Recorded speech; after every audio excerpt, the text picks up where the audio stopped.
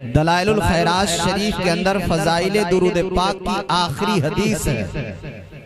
सहाबे किराम रिदवानुल्लाहि ताला अलैहिम अजमईन नबी पाक सल्लल्लाहु अलैहि वसल्लम की बारगाह में अर्ज करते हैं, या रसूल अल्लाह, आप पर, आपकी जात पर दुरूद पढ़ा जाता है, सलाम पढ़ा जाता है। तो सहाबा ने पूछा, या रसूल अल्लाह, जो आपके करीब रहकर पढ़ते हैं उन्हें तो आप सुनते हैं, लेकिन जो दूर से पढ़ते हैं क्या उनके भी दुरूद सलाम को सुनते हैं?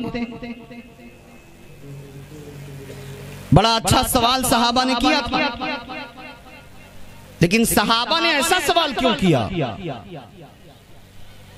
सहाबा को मालूम था एक वक्त आएगा, ऐसे ऐसे लोग पैदा होंगे जो अपने आप को मुसलमान कहेंगे, नमाज पढ़ेंगे, रोजा रखेंगे, ज़कात देंगे, हज पे हज करेंगे, अपने आप को मुसलमान कहेंगे, लेकिन जब नबी की समाअत, कुव्वत समाअत की बात आएगी, जब नबी के इख्तियार की बात आएगी, तो बंदा कह देगा, वही नमाजी, वही रोजादार, वही कुरान पढ़ने वाला कह देगा, नहीं नहीं, नबी तो मदीने में है। माअज़ल्लाह कुछ का अकीदा ये होगा जो कहेंगे मरकर मिट्टी में मिल गए हैं, वो हमारे सलाम को क्या सुनेंगे, वो हमारे दुरूद को क्या सुनेंगे, वो हमें क्या देखेंगे, वो हमारी बात क्या सुनेंगे। इस तरह से सहाबे किराम की निगाहें सहाबियत ने देख लिया था, सहाबा की निगाहें देख रही थी। कई तरह के लोग होंगे, कई तरह से उनका अकीदा होगा, अलग अलग ख्यालात होंगे, अलग अलग मसलक, अलग अलग उनकी बातें होंगी। सहाबे किराम ने इसीलिए पूछ लिया था, वो सहाबा की निगाहें हैं, अजी सहाबी तो सहाबी हैं। यहाँ गौसे पाक का ये हाल है, गौसे पाक फरमाते हैं, नजर तो इला बिलादिल्लाहि जमा का खरदतिन अला हुक्म इत्तिसाली, मैं पूरी दुनिया को ऐसे देखता हूँ जैसे हथेली में राई का दाना रखकर देखा जाए। तो जब गौसे पाक की निगाह का ये आलम है, जब एक सहाबी ने नबी की बारगाह में सवाल किया और सहाबी के मुकाबले में अपने वक्त का कोई गौस कुतुब क्यों न हो, किसी सहाबी के मर्तबे को नहीं पहुंच सकता, ये तो गौसे आजम का फरमान है। तो जब गौस की निगाह का ये हाल है, तो सहाबा की निगाह का हाल क्या होगा? सहाबा की निगाह का हाल क्या होगा?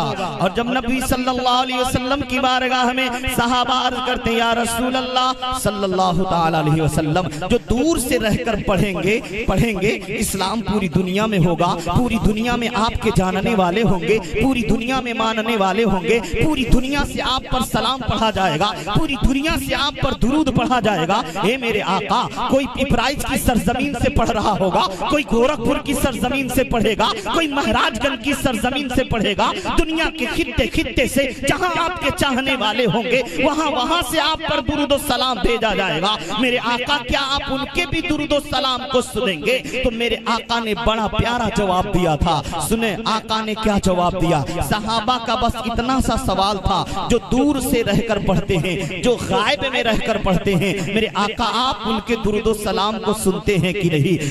तो प्यारे आका ने जवाब दिया, अस्माउ सलाता अहले मोहब्बती व आरिफुहुम, मेरे नबी फरमाते हैं, मैं हर अहले मोहब्बत के दुरूद और सलाम को सुनता भी हूँ, और कौन सा दीवाना पढ़ रहा है उसे पहचानता भी। कौन सा दीवाना पढ़ रहा उसे नबी फरमाते हैं पहचानता भी हूँ। इसीलिए एक शायर कहते हैं, हम यहाँ से पढ़ें वो वहां से सुने, मुस्तफा की समाअत पे लाखों सलाम, मुस्तफा की समाअत पे लाखों सलाम। अब सुने, शायर इसी हदीस को सामने रखकर लिखते हैं, है यकीन आप सुनते हैं या मुस्तफा, है यकीन आप सुनते हैं या मुस्तफा,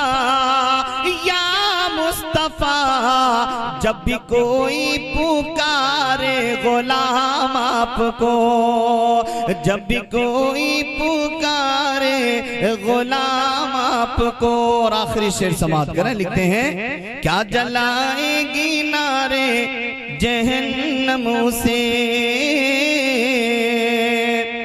क्या जलाएगी नारे जहन्नम से, जो पुकारे नबी सुबह शाम आपको, जो पुकारे नबी सुबह शाम आपको, या नबी क्या मिला है मकाम आपको। दुरूद पाक पढ़ें। अल्लाहुम्मा सल्ली व सल्लिम अला सय्यिदिना व मौलाना मुहम्मदिन बारिक सलातो व सलामन अलैका या रसूल अल्लाह सल्लल्लाहु तआला अलैहि वसल्लम। जब भी दुरूद की बात आए तो दुरूद और सलाम में कंजूसी नहीं करना चाहिए। दिल खोल करके नबी पाक साहब लौलाक सल्लल्लाहु अलैहि वसल्लम पे दुरूद और सलाम को पेश करना चाहिए। और ये अकीदा बना के पढ़ना चाहिए कि नबी हमें सुन भी रहे हैं, नबी हमें देख भी रहे हैं, नबी हाजिर भी हैं, नबी नाजिर भी हैं, नबी सामे भी हैं, यानी हमारे आका मौजूद भी हैं, हमारे आका देख भी रहे हैं, हमारे आका सुन भी रहे हैं। ये अकीदा बना के पढ़िएगा। और ये अकीदा हम जो सलाम पढ़ते हैं ना, नमाज में भी सलाम पढ़ते हैं, ऐसे भी हम सलाम पढ़ते हैं, और सलाम के अंदर ही ये अकीदा भी बयान किया जाता है कि नबी मौजूद हैं, नबी हाजिर हैं, नबी नाजिर हैं, नबी सामे हैं, नबी सुनते भी हैं, नबी देखते भी हैं, नबी मौजूद भी हैं। अब वो किस एतबार से सुने?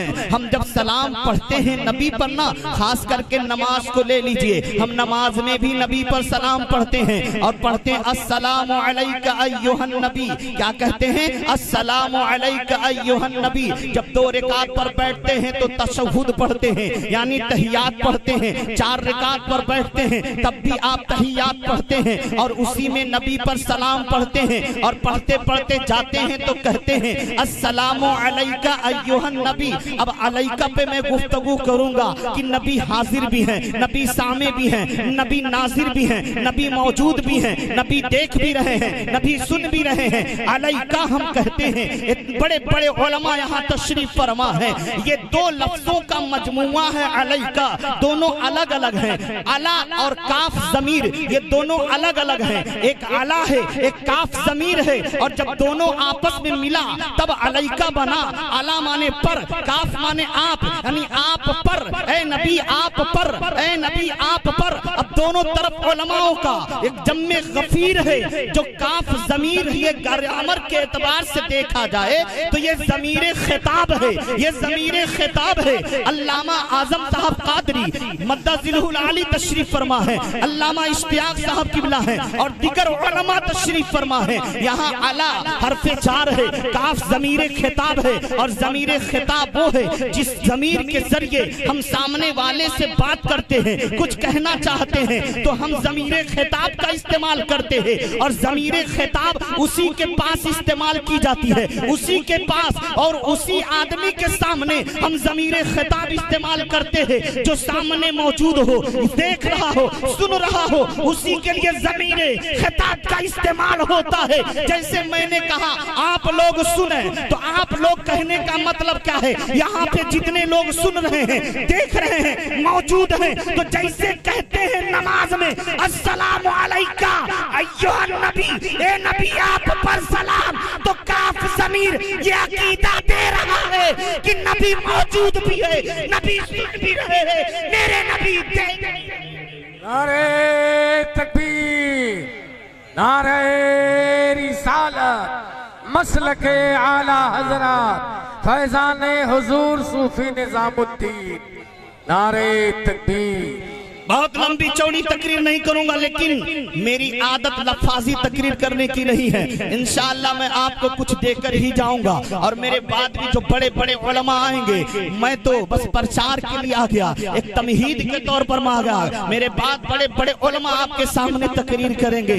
अल्लाह का करम है, पीरो मुर्शिद हुजूर खतीबुल बराहीन सूफी निजामुद्दीन अलैहिर्रहमत रिज़वान का करम है। फैजान लेकर के हम लोग बोलते हैं, और न इधर जाते न उधर जाते हैं। नबी के दीवाने जो होते हैं ना, इश्के रसूल में डूब करके बोलते हैं, इश्के रसूल में गोता लगा करके तकरीर करते या अपनी बातें आवाम के सामने रखते हैं। तो पता चला अलैका ने साबित कर दिया नबी सुन भी हैं, नबी सुनते भी हैं, नबी देखते भी हैं, नबी हाजिर भी हैं, नबी मौजूद भी हैं। अब और आगे बढ़ करके मैं आपको बताना चाहूँ, ये दुरूद शरीफ है ना, दुरूद शरीफ है ना, इसको अपना वजीफा बनाना है, इसको अपना वजीफा बनाना है। आपको जब जब वक्त मिले नबी पर दुरूद पढ़ें, जब जब वक्त मिले, जब जब वक्त मिले नबी पर सलाम पढ़ें, कसरत के साथ नबी पर दुरूद पढ़ें। किताब का नाम सुनिए, किताब का नाम है तफसीर या अय्युहल्लज़ीना आमनू, दूसरी जिल्द है। दूसरी जिल्द में जहां या अय्युहल्लज़ीना आमनू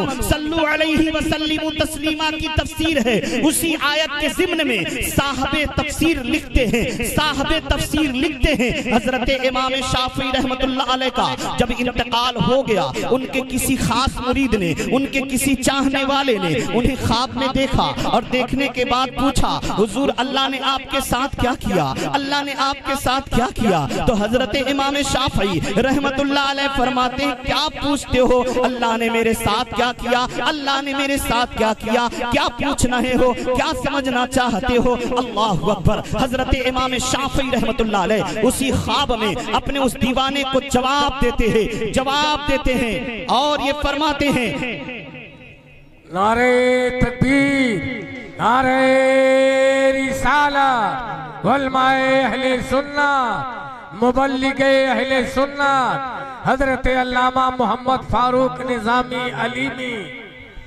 साबिक खतीब व इमाम का पड़िया बम्बई, उलमाए अहले सुन्नत, नारे तकबीर। माशाअल्लाह। देखें हजरत तशरीफ लाए हैं, अभी हजरत का खिताब आप हजरात समाअत कीजिएगा। तो इमाम शाफी रहमतुल्लाह अलैह ने जवाब दिया, क्या पूछते हो अल्लाह ने मेरे साथ क्या किया? फरमाते हैं सुनो। उस ख्वाब देखने वाले से इमाम शाफी फरमाते हैं, रहीमनी रब्बी व गफरली व तज़फ़नी इलल जन्ना कमा तज़फ़तिल उरूस। इमाम शाफी फरमाते हैं, अल्लाह ने मेरे ऊपर रहम किया, अल्लाह ने मुझे बख्श दिया, और जिस तरह से दुल्हन को सजाकर हुजरे उरूसी में यानी दुल्हन को सजाकर उसके कमरे में ले जाया जाता है, इमाम शाफी फरमाते हैं बिल्कुल उसी तरह से दुल्हन की तरह सजाकर मुझे जन्नत की नेमतों के अंदर दाखिल कर दिया गया। इमाम शाफी से पूछने वाले ने पूछा, हुजूर किस अमल की बुनियाद पर, किस नेकी की बुनियाद पर? तो इमाम शाफी ने कहा, एक बहुत मुख्तसर छोटी सी नेकी है, एक छोटा सा काम मैंने किया था, एक छोटा सा अमल किया था, जिस अमल की बुनियाद पे अल्लाह ने रहम भी किया, अल्लाह ने बख्श दिया, और अल्लाह के फरिश्ते अल्लाह के हुक्म से दुल्हन की तरह सजाकर मुझे जन्नत की नेमतों के अंदर दाखिल किया गया। कहा हुजूर वो कौन सा अमल है? इमाम शाफी फरमाते हैं, मेरी एक किताब है जिस किताब का नाम अर्रिसाला है। ये इमाम शाफी की बड़ी मशहूर किताब है अर्रिसाला। इमाम शाफी फरमाते हैं, मैंने उस किताब को जब लिखा तो उस किताब के शुरू में मैंने नबी पर एक दुरूद शरीफ लिख दिया, एक छोटी सी दुरूद है, और वो दुरूद क्या है? इमाम शाफी फरमाते हैं, अल्लाहुम्मा सल्ली अला मुहम्मद कमा ज़करहु ज़ाकिरून। इमाम शाफी फरमाते हैं, बस ये दुरूद मैंने अपनी किताब के शुरू में लिख दिया था, बस ये दुरूद का लिखना था, उसकी बरकत से अल्लाह ने मेरे ऊपर रहम भी किया, मुझे बख्श भी दिया, और दुल्हन की तरह सजाकर जन्नत की नेमतों के अंदर दाखिल कर दिया गया। ये दुरूद है, दुरूद, दुरूद की कसरत करें। मैंने कुरान मुक़द्दस की बड़ी मशहूर आयत करीमा तिलावत की है। अल्लाह फरमाता है, वला तहिनु वला तहज़नु व अंतुमुल आलौना इन कुंतुम मोमिनीन। गम न करो, सुस्ती न करो, तुम ही बुलंद रहोगे अगर ईमान वाले हो। अगर ईमान वाले हो तो बुलंद तुम ही रहोगे। अब इस आयत के तहत हम जितने लोग यहाँ हैं सबको कामयाब होना चाहिए, लेकिन देखा जाता अक्सर लोग आंसू बहा रहे हैं, अक्सर लोग डर रहे हैं, अक्सर लोग सहमे हुए हैं, अक्सर लोग शिकवा शिकायत करते हैं। लेकिन मैं उन शिकवा शिकायत करने वालों और डरने वाले लोगों से कहना चाहता हूँ, अल्लाह ने तो वादा ले लिया है कि तुम ही बुलंद रहोगे अगर ईमान वाले हो। तो हमें समझना यह है, क्या हम ईमान वाले हैं कि नहीं? हमारा ईमान कसौटी पर सही खरा उतर रहा है कि नहीं? हकीकत में हम मुकम्मल ईमान वाले हैं कि नहीं? आप गौर कीजिए, एक बार हमारे और आपके आका सल्लल्लाहु तआला अलैहि वसल्लम है, हजरत अबू बकर सिद्दीक रज़ी अल्लाह तआला अन्हु से पूछते हैं, सवाल करते हैं, ए अबू बकर ये बताओ आप सबसे ज्यादा किससे प्यार करते हो? किस चीज से ज्यादा मोहब्बत करते हैं? हजरत अबू बकर सिद्दीक रदी अल्लाह ताला अन्हु जवाब देते हैं, या रसूल अल्लाह, 3 चीजें मुझे बहुत महबूब हैं, 3 चीजें मुझे बहुत पसंद हैं। तो सैयदना अबू बकर सिद्दीक के जवाब पे नबी ने फरमाया, अबू बकर वो 3 चीजें क्या हैं जो तुम्हें बहुत महबूब हैं? तो सैयदना अबू बकर सिद्दीक रदियल्लाहु ताला अन्हु फरमाते हैं, अर्ज करते, या रसूल अल्लाह, मुझे 3 चीजें सबसे ज्यादा पसंद हैं। कहा बताइए वो कौन कौन चीजें हैं? कहा मेरे आका, पहली चीज जो मुझे सबसे ज्यादा पसंद है। कहा क्या? अबू बकर सिद्दीक फरमाते हैं, अन्नज़्रु अलैका या रसूल अल्लाह। सुभान अल्लाह, माशाअल्लाह। मेरी 3 पसंदीदा चीज में पहली चीज ये है, मेरी पहली पसंद ये है, ऐ मेरे आका, मेरे दिल की तमन्ना ये रहती है, मेरे दिल की ये आरज़ू है, मेरी तमन्ना ये है, ऐ मेरे आका, मैं चाहता हूँ हमेशा आपको मैं देखता रहूं। ये पहली पसंद है। क्या है? ये पहली पसंद है।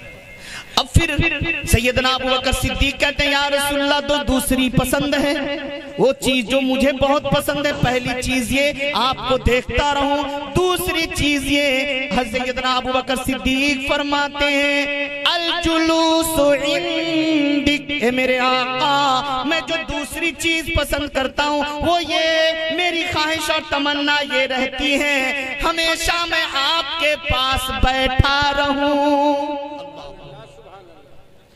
फिर सैयदना अबू बकर सिद्दीक फरमाते हैं, तीसरी महबूब चीज ये है, अल इन्फाक़ु अलैका या रसूल अल्लाह, मेरे पास जो कुछ है वो चाहे माल हो, जान हो, औलाद हो, मकान हो, जायदाद हो, या रसूल अल्लाह, तीसरी महबूब चीज ये है, मेरे पास जो कुछ भी है वो सब आप पर खर्चा करता रहूं।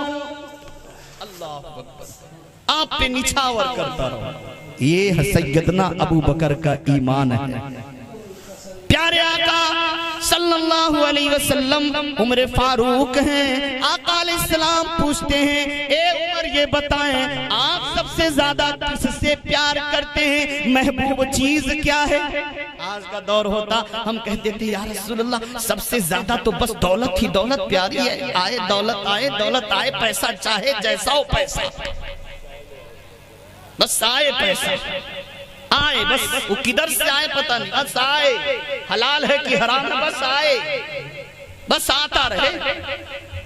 सैयदना उमर फारूक रदी अल्लाह ताला अन्हु से नबी फरमाते हैं, आप सबसे ज्यादा किस चीज से प्यार करते हो? तो सैयदना उमर फारूक रदी अल्लाह ताला अन्हु जवाब देते हैं, या रसूल अल्लाह, मैं सबसे ज्यादा अपनी जान से प्यार करता हूँ, उसके बाद आपसे प्यार करता हूँ। उमर फारूक ने ही जवाब दिया, या रसूल अल्लाह, मैं सबसे ज्यादा अपनी जान से प्यार करता हूँ, उसके बाद आपसे प्यार करता हूँ। नबी ये पाक ने फरमाया, उमर, अभी तुम्हारा ईमान मुकम्मल नहीं है। अल्लाह,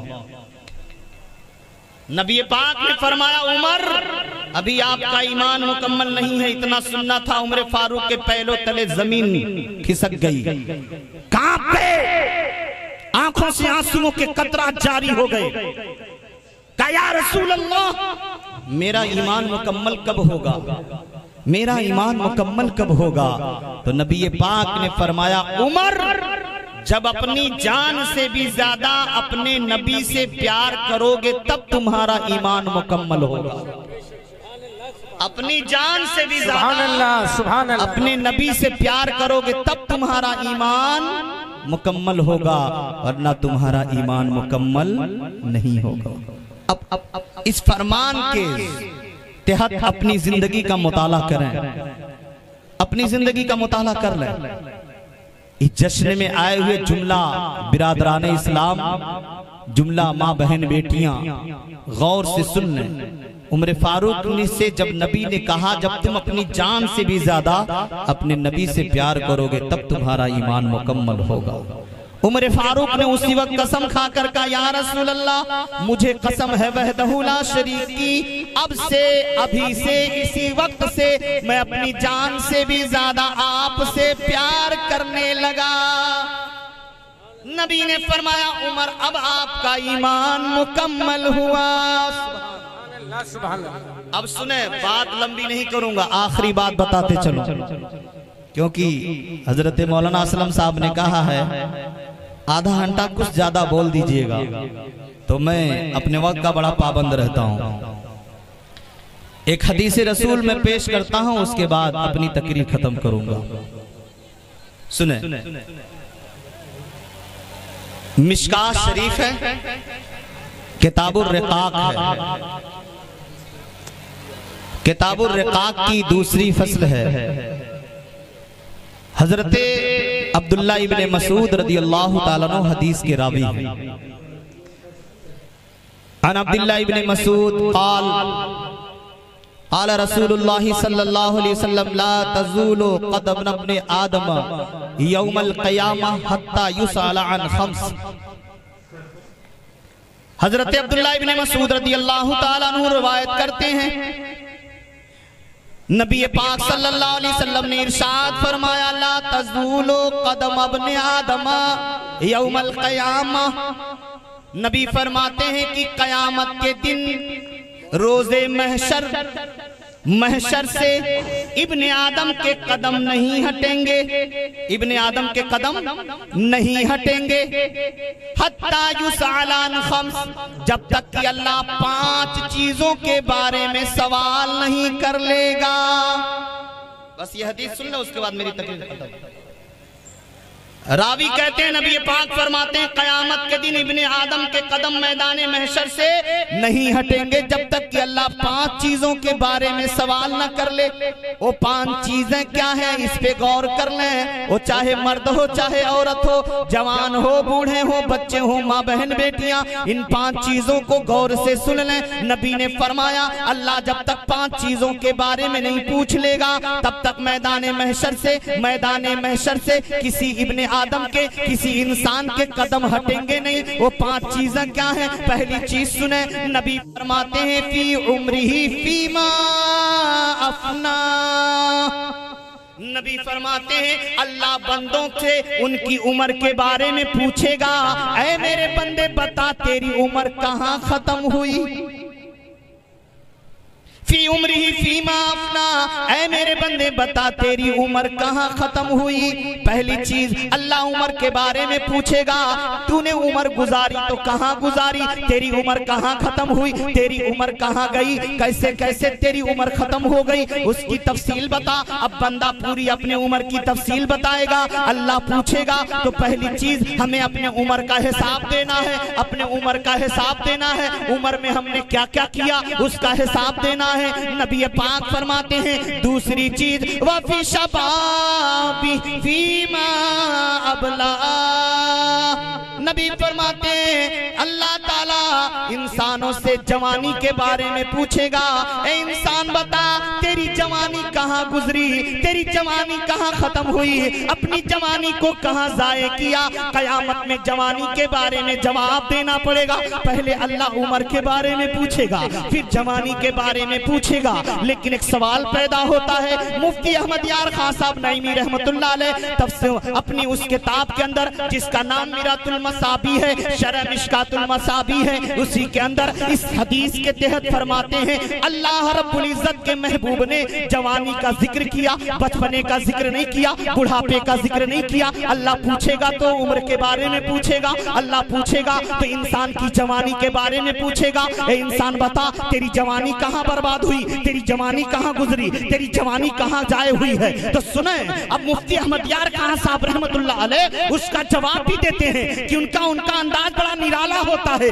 वो खुद सवाल पैदा करके उसका जवाब भी देते हैं। लेकिन अफसोस है आज जलसों में ऐसे ऐसे मुकर्रिर आते हैं, सिर्फ पैसा देख करके लोगों को बुलाया जाता है। जो 40,000 मांगे वो बढ़िया मुकर्रिर है, जो 50,000 मांगे वो बढ़िया मुकर्रिर है, जो बेहतरीन पैसे मांग ले, जो हजारों रुपया मांगे वो नाथ खान अच्छा है, वो खतीब अच्छा माना जाता है। लेकिन मैं आपसे पूछना चाहता हूँ, जो 40-40, 50-50 हजार रुपया जो खुतबा पे आप खर्च करते हैं, बंद करके ऐसे बाजारू खतीबों को बुलाना है तो किसी दरसगाही आलिम को बुलाएं। जब दरसगाही आलिम आएगा आपको कुरान और हदीस की रोशनी में बातें बताएगा। जैसे अल्लामा फारूक अहमद साहब की बिला निजामी अलीमी तशरीफ लाए हैं, ऐसे बड़े बड़े उलमा को आप अपनी जलसों की जीनत बनाएं, बाजारू को ना बनाएं जो पैसे के लिए मरता हो। ऐसे ऐसे मुकर्रिरों को मैंने देखा है 40,000 पे तय करके आया है और 1,000 रुपया भी कमरा उठाकर लिफाफा फेंक देता है। इससे पूरी सुन्नियत हमारी बदनाम हो रही है, पूरी सुन्नियत बदनाम हो रही है। मुसलमानों, हमें अपनी सुन्नियत को बदनाम नहीं करना है। अपने जलसों को टाइम से शुरू करें और वक्त पर खत्म करें। क्या जरूरत है आधा घंटा, एक घंटा नात खानी कराने की? क्या जरूरत है? मैं कहता हूँ नात खानों पे 50,000 या 10,000 या 20,000 खर्च करने की जरूरत क्या है? आपके इलाके में एक से बढ़कर एक आवाज वाले मौजूद हैं, एक से बढ़कर एक बिल्कुल अच्छी आवाज वाले, जैसे अफरोज गोरखपुरी हैं। क्या इनकी आवाज किसी से खराब है? नहीं। नबी की नात जिससे भी सुनो, ऐसे नात खा को बुलाओ जिसके सीने में इश्क मुस्तफा का चिराग जल रहा। ऐसे नात खा को बुलाओ जो हकीकत में इश्क में मस्ती में टूट कर पड़ता हो, वरना पैसा आपका बर्बाद होगा। क्योंकि हमारे नौजवान जब देखते हैं ऐसा कोई नात खा जो खड़ा होते ही बहुत से नातों की फरमाइश की गई है और फरमाइश एक भी नहीं रहती है, लेकिन जैसे इनाम बरसने लगता है ना, हाँ इस शेर की फरमाइश है, इसकी फरमाइश है, उसकी फरमाइश है। वो स्टेज पे नबी की नात पढ़ रहा है कि दौलत पर उसकी निगाह? नबी की नात पर निगाह नहीं है, क्योंकि अगर नबी की नात पर निगाह होती तो कोट पहनकर स्टेज पे ना आता, कोट पहनकर स्टेज पे ना आता, कोट पहनकर नात खा नकीब आ रहे हैं अब स्टेज पर। अफसोस है, अफसोस। एक जमाना था हमारे असलाफ का, स्टेजों का वकार, मेंबरे नूर का वकार बरकरार रखा जाए। तो नबी सल्लल्लाहु अलैहि वसल्लम ने फरमाया, फी शबाबी, जवानी के बारे में पूछेगा अल्लाह। जवानी कहाँ गुजरी है? रातों में मोबाइल 12-12 रजर तक लेकर रोड पर टहल रहा था, पूछ लिया किसी ने किससे बात कर रहा है रे 12 बजे रात में? कहा यार अपने दोस्त का फोन आया था। अब पता नहीं वो दोस्त है कि दोस्तनिया है कि कोई भूतनिया है। भाई बुरा मत मानिएगा, जो हकीकत वो बयान कर रहा हूं। माँ के पास बेटी सोई है, मोबाइल में मैसेज लिख रही है। माँ ने पूछ लिया बेटी इतनी रात में मैसेज कहाँ भेज रही है? अब माँ क्या करूं, एक बड़ी प्यारी सहेली है, अब पता नहीं वो सहेली है कि शाहला है, पता नहीं कौन है। मैं तकरीर नहीं कर पाता, सिर्फ इस्लाह कर पाता हूँ। तकरीर बड़े बड़े उलमा करते हैं, मुझे तकरीर करनी नहीं आती। अब नबी फरमाते अल्लाह जवानी के बारे में पूछेगा। जवानी कहाँ गुजरी है? शराब में कि जुआ में कि नाच में कि गाना में कि आवारा गर्दी में कि गुंडा गर्दी में? जवानी किधर गुजरी है? इबादत करने में गुजरी या नमाज पढ़ने में गुजरी है या गरीबों की मदद करने में गुजरी है, अल्लाह और उसके रसूल की ताअत में गुजरी है? जवानी तेरी गुजरी तो कहाँ गुजरी? जवानी का जिक्र इसलिए, जवानी का जिक्र इसलिए कि बचपने में बंदा गुनाह नहीं करता। बच्चा छोटा, उसे क्या मालूम क्या गुनाह है क्या नेकी। आम तौर से जो गुनाहों के उमंग पैदा होते हैं वो जवानी में पैदा होते हैं। 4 साल के किसी लड़के को लड़की लेकर भागते हुए देखा किसी ने? नहीं। लेकिन जैसे उम्र 12-15 के आगे गुजरी, अब जवानी फाट रही है नौजवानों की। जवानी को कंट्रोल नहीं कर पा रहा यार, जवानी को कंट्रोल कर। और वो जवानी कंट्रोल किसी कॉलेज यूनिवर्सिटी में नहीं, उलमा और बुजुर्गाने दीन की सोहबत में जा। तेरी जवानी को कंट्रोल करने का तरीका उलमा बताएंगे। और साथ में ये भी एक पॉइंट नोट कर लीजिए, वक्त ज्यादा नहीं वरना मैं तफसीली गुफ्तगू हजरत करेंगे। 2 चीजों के अंदर हमारे अंदर बहुत ज्यादा कमी है, कमी है, कमी। वो क्या है? हमारे पास 2 चीज नहीं है, हमारे पास 2 चीजें नहीं है। एक, हमारे पास कलम नहीं है। क्या नहीं है? कलम नहीं है। और दूसरी चीज कुर्सी नहीं है। कहोगे मौलाना कुर्सी तो बैठे हो, आप भी कुर्सी पे बैठे हो। ये दो चीजें हमारे पास नहीं है, न कलम की ताकत हमारे पास है, न कुर्सी की ताकत हमारे पास है। और जब तक ये ताकत हम पैदा नहीं करेंगे दुनियावी एतबार से मारे जाएंगे। अगर चाहते हो ये दुनिया बेहतर से बेहतर हो तो एक हाथ में कुरान हो, एक हाथ में कलम हो। जब दोनों की ताकत होगी तब सीना ठोकर हम इस्लाम के दुश्मनों से मुकाबला कर सकते हैं। बेशक बहुत अच्छे, माशाल्लाह माशाल्लाह माशाल्लाह, बहुत अच्छे। तो ये ताकत पैदा करें। ये ताकत कहां से पैदा होगी? जब अपने बच्चों और बच्चियों को पढ़ाएंगे तब। तो आका फरमाते हैं फी शबाबी, जवानी के बारे में अल्लाह पूछेगा। अब आइए मुख्तसर कर देना, फैलाएंगे तो फैलती चली जाएगी तकरीर, क्योंकि हजरत बैठे हैं, गुस्ताखी होगी। अब अल्लाह के नबी फरमाते हैं पहली चीज उसकी उम्र के बारे में पूछेगा, जवानी के बारे में पूछेगा। वफी माली, अल्लाह बंदों के माल दौलत के बारे में पूछेगा। मिन आइना इक्तसबहू, अल्लाह पूछेगा माल के बारे में, तेरे पास दौलत आई, पैसा आया, रुपया आया, तो आया कहां से, रास्ता कैसा था, हलाल का रास्ता था या हराम का रास्ता था, जायज तरीके से माल कमाया या हराम तरीके से माल कमाया, माल कमाया तो कैसे कमाया, माल इकट्ठा किया तो कैसे किया, अल्लामा इश्तियाक साहब की गर्दन दबाकर हासिल किया या मजदूरी करके किया, किस तरह से पैसा हासिल किया, अल्लाह पूछेगा। मिन आइना इक्तसबा, कहां से हासिल किया, वफीमा अनफका, माल कहां से हासिल किया उसका हिसाब दो, और फिर उस माल को कहां खर्च किया उसका हिसाब दो। उम्र के बारे में, जवानी के बारे में, माल कहां से आया, कहां खर्च किया, चार चीजें। और आखिरी चीज नबी पाक सल्लल्लाहु अलैहि वसल्लम इरशाद फरमाते हैं फीमा अमिला मा अलिमा, उस इल्म के बारे में पूछा जाएगा जो इल्म आया तो इस इल्म से तूने अमल कितना किया।